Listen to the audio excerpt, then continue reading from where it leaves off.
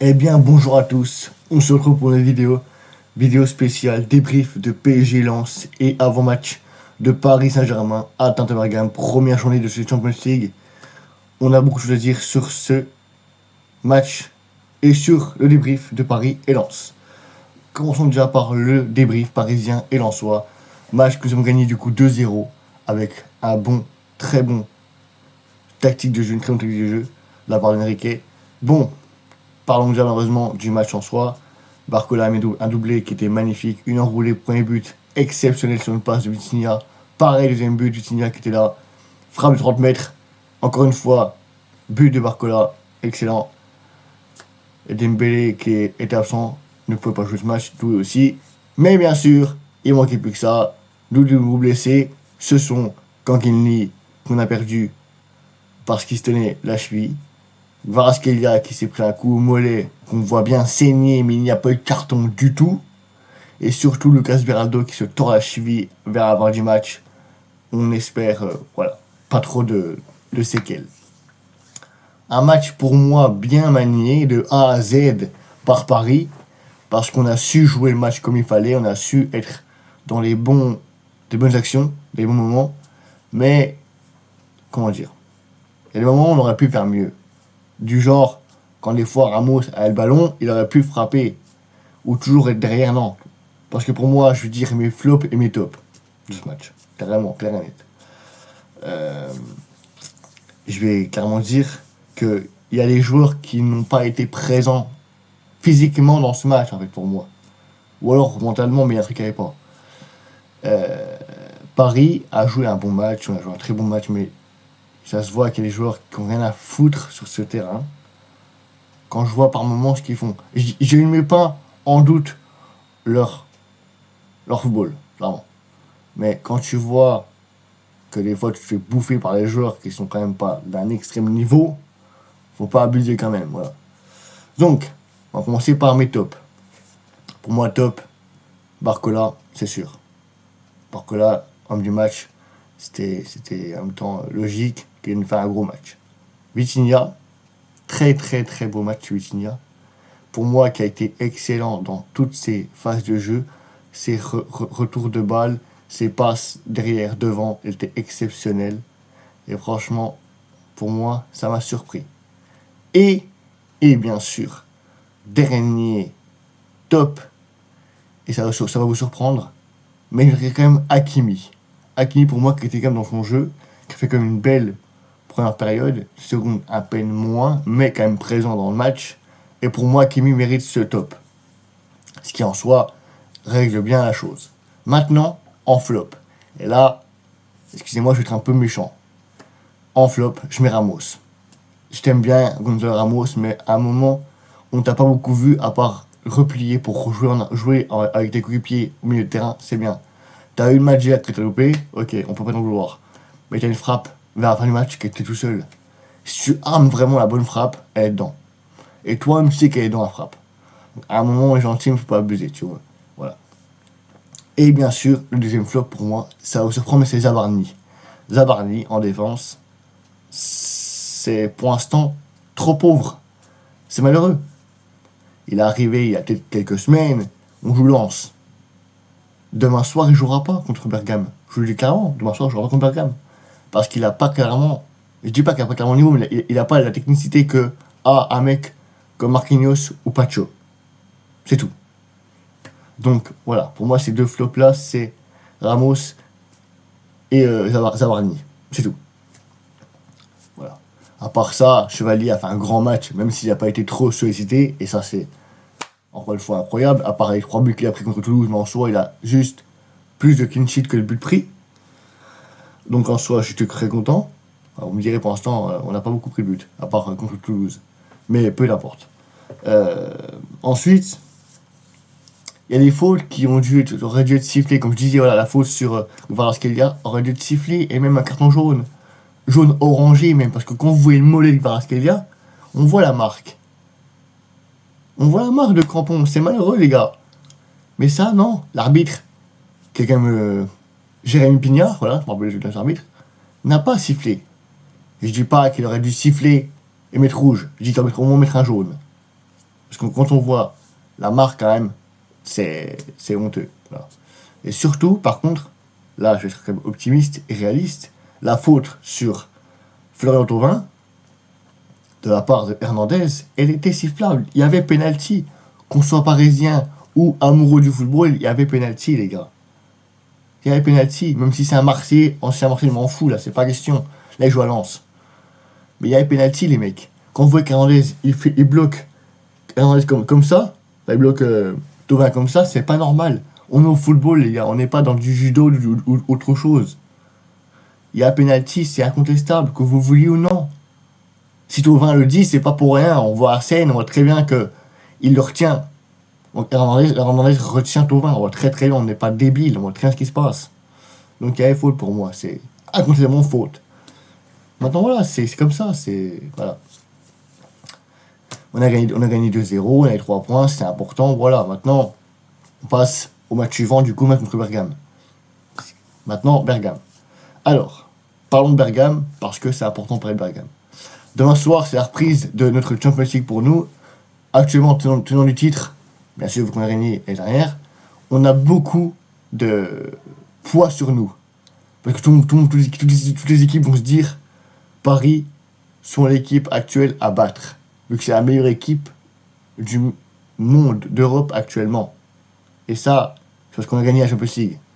Mais, maintenant, il faut être réaliste aussi, c'est toutes les équipes vont vouloir gagner contre nous.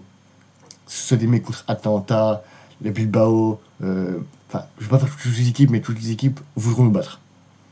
Maintenant, il faut être réaliste dans le fait que Paris, pour l'instant, a 5 joueurs à l'infirmerie et on ne sait même pas si ils seront tous revenus pour mi-octobre. J'espère. Déjà, on est sûr et certain que, de ce que j'ai appris hier, que Beraldo, on ne sait pas s'il viendra pour l'instant, mais nouvelle rassurante. Kvaratskhelia, normalement, devrait être dans le groupe de ce soir pour demain, même si on verra bien. Et Kanginli, on n'a pas de nouvelles pour l'instant.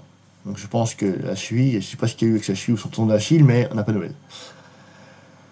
Donc, pour revenir à Bergame, on a besoin d'un groupe complet. Même si, pour l'instant, je me rappelle que Dembélé a 6 semaines d'absence et Doué en a 4.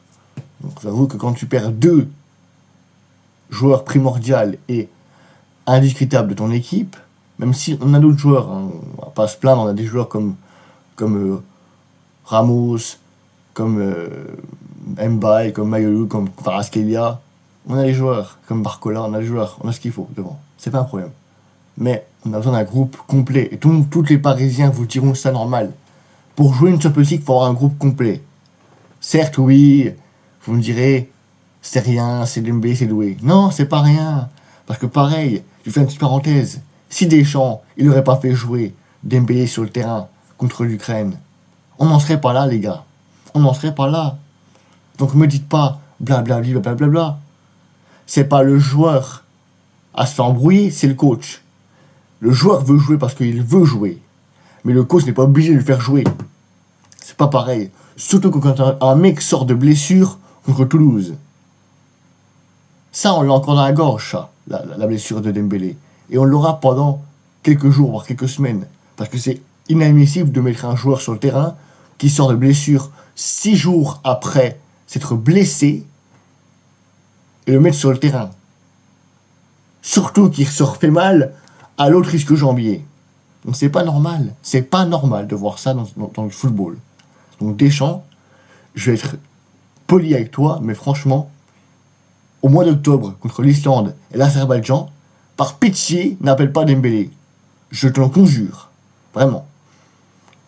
Et Doué, on peut pas en vouloir à Doué. Doué s'est blessé comme ça. Doué, c'est différent. Doué s'est blessé sur le moment. Il n'était pas déjà blessé, il était blessé sur le moment. Donc c'est pas pareil. Voilà.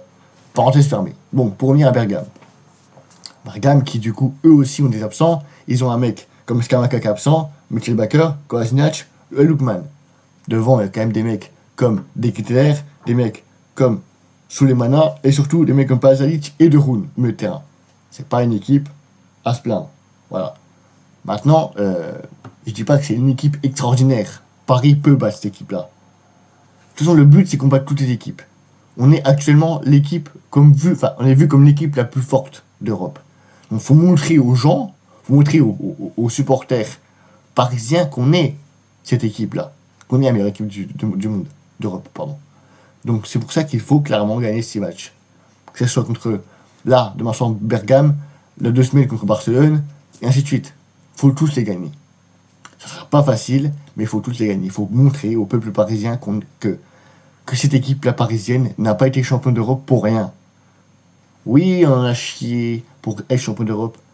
Et pourtant, on l'a fait. On l'a fait parce qu'on a toujours cru en cette équipe. On croira toujours en cette équipe pour l'instant. Mais maintenant, voilà, faut être réaliste. Si on veut gagner cette Champions League à nouveau, ce que j'espère, mais bon, probabilité pour l'instant, on n'est pas. Hein, si on veut gagner cette Champions League, il faut gagner tous les matchs. Il faut au moins faire des nuls, pas de défaites. C'est tout. C'est comme ça, ou alors on n'y passera pas et on va revenir dans le même scénario que l'an dernier. On a fait finir dans les barrages. On a fini au barrage plutôt. Voilà. Donc voilà. Maintenant, il faut être réaliste. Donc, pour finir cette vidéo, on va parler du coup des compositions d'équipe, pour moi de la compo de Paris, bien sûr, et on finira par le prono. Pour moi, la compo parisienne va être simple. On va rejouer du coup la même compo qu'il y a eu contre Lens dimanche après-midi, c'est-à-dire Chevalier, Ocage. Défensivement, la charnière va changer du coup, ça va reprendre sur les titulaires indiscutables avec Marquinhos et Pacho. Les latéraux resteront pareils, les mêmes, reprises du coup du latéral à gauche, Mendes du coup, et à droite Hakimi. Milieu de terrain, on retrouve normalement le trio du milieu de terrain avec Ruiz, Neves et bien sûr Vitinha. Et bien sûr devant, c'est là que ça va se corser parce qu'on ne sait toujours pas si Kvaratskhelia va être apte à jouer ce match. Mais s'il est apte, c'est Kvaratskhelia à droite, Barcola à gauche et en pointe Ramos. Si jamais, j'ai bien dit si jamais Kvaratskhelia n'est pas apte à jouer, on met Mayolu ou Mbaye. C'est aussi on joue le Barça actuellement, là on joue Bergame. Même si je respecte Bergame, mais si on met un mec comme Mbaye à gauche ou un mec à droite ou un mec comme Mayolu, ça ira très bien. Surtout que les mecs sont en jambes, ça ira très très bien. Donc voilà. Pour finir cette vidéo, pour moi je vois un pronostic de 3-1. Pourquoi 3-1 ? Parce qu'on va jouer correctement pour débuter cette Champions League. Forcément on va reprendre nos marques qu'on a perdu du coup, qu'on n'a pas repris depuis le 31 mai 2024, 2025, excusez-moi. Donc clairement, il faut reprendre ces marques, on s'est arrêté. Clairement, c'est important. Donc, on va jouer notre style de jeu, comme on joue tout le temps, et ça ira très très bien. Maintenant, ça va être dur quand même, parce que les gars vont vouloir jouer notre jeu aussi, et forcément, ils savent qu'on est la meilleure équipe du monde, et ils vont vouloir aussi nous mettre un peu des pics par-ci par-là, pour nous emmerder et puis pour pas qu'on passe. Mais forcément, on va être plus malin qu'eux. Et je vois du coup 3-1, parce que je vois comme que Bergame marquera au moins un but. C'est pas 3-1, ce sera 3-2 peut-être, mais au moins il y aura un but pour Bergame dans ce match. Pour quand même qu'ils aient un peu d'envie de jouer, et qu'au moins qu'il y ait un but marqué pour eux. Voilà. En soi, c'est important. Donc Bergame va du coup marquer au moins un but dans ce match. Maintenant, on va finir cette vidéo avec du coup le calendrier du coup de 2 premières journées que je vais live. Je vais faire avec vous du coup ces 2 prochaines semaines. On commence du coup ce soir avec Real Madrid-Marseille au Bernabéu à 21h. Donc je serai là du coup vers 20h30 comme d'habitude. On reprend du coup jeudi parce que demain je ne pourrai pas live du coup Paris-Bergame. Avec City-Naples à Etihad Stadium. On revient du coup 2 semaines après le 30 septembre pour faire Marseille-Ajax-Amsterdam au Vélodrome. Et on finira le 1er octobre bien sûr avec le choc attendu FC Barcelone contre le Paris Saint-Germain à l'Olympique Louis Compagnie. Voilà, ça sera tout pour ces 2 premières journées de Champions League et on fera la suite ensemble dans un mois. Merci à tous d'avoir vu cette vidéo. Passez une très bonne journée. À ce soir pour le match. Ciao.